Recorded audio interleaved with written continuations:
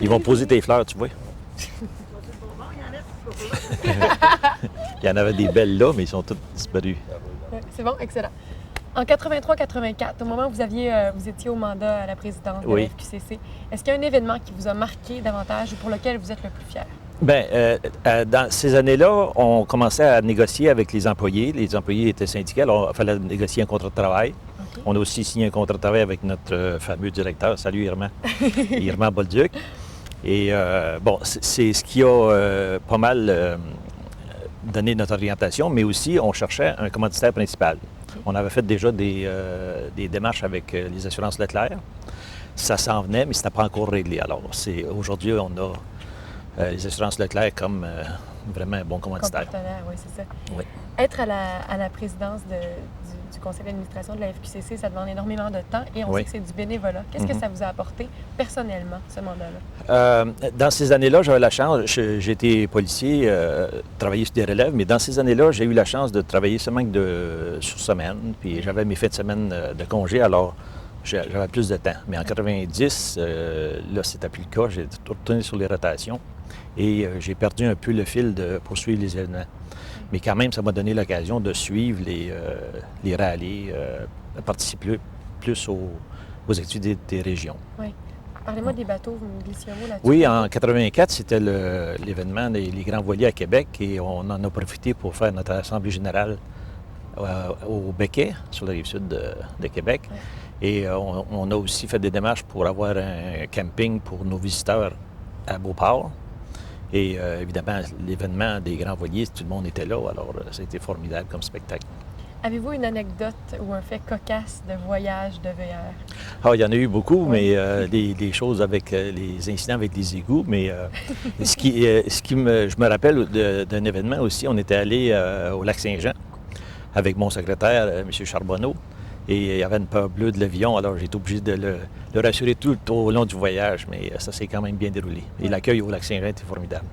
Ça, c'est le voyage qui vous vient à l'esprit? Oui, parce qu'on ne voyageait pas souvent en avion pour les activités de la Fédé, mais celle-là, M. Charbonneau doit s'en rappeler aussi. Quand les gens ils sourient en racontant quelque chose habituellement, c'est parce que c'est un souvenir gravé pour longtemps. Ça l'a marqué. Selon vous, ça a été quoi le point tournant, l'événement déclencheur qui a fait que la Fédération est devenue ce qu'elle est aujourd'hui? Avec l'avènement des assurances Leclerc, ça a attiré beaucoup de campeurs qui voulaient profiter des bas prix pour les assurances. Alors ça l'a amené beaucoup. Il y en a qui ont rentré dans la Fédé justement pour ça. Oui. Par la suite, évidemment, ils ont suivi les événements, mais nous autres, dans notre temps, on avait 2000 familles à peu près qui étaient membres. Et avec ces choses-là, ça a monté aujourd'hui à combien? 40 000 peut-être? Oui, c'est vrai. Qu'est-ce que vous souhaitez à la Fédé pour ces 40 ans? Ah, bien, longue vie, parce que... puis surtout, donner un peu plus de considération aux gouverneurs qui appellent, aux anciens, aux pionniers qui ont déjà parti ça. Là, en 77, c'était quand même quelque chose, parce qu'avant, en 77, c'était les clubs qui formaient la Fédé. Oui.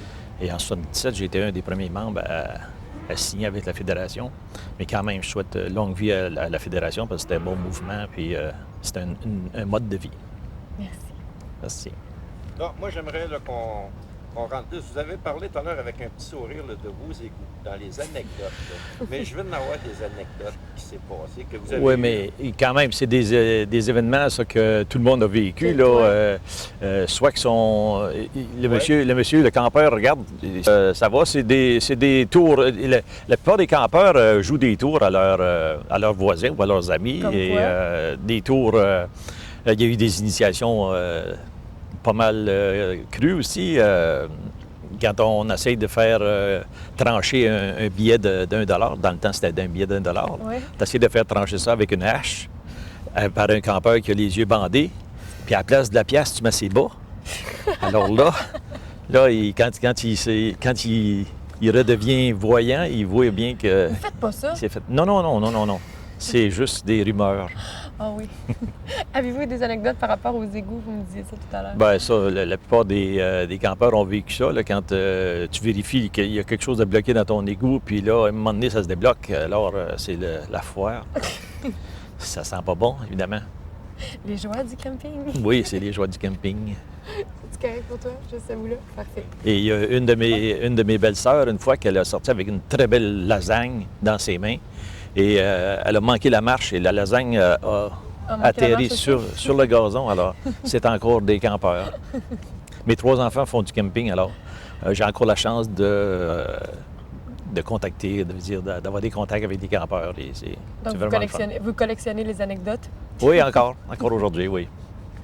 Vous n'en faites plus de camping, vous? Non, j'ai arrêté en 90. Comme j'ai dit tout à l'heure, j'avais plus l'occasion de sortir les fins de semaine. Je travaillais une fin de semaine sur 2 au moins. Oui. Alors, mes congés ne donnaient pas avec des activités souvent de la Fédé. Alors, j'ai abandonné tranquillement. C'est beau. Excellent. J'aime bien ça. Puis il pleut, fait que... Ah.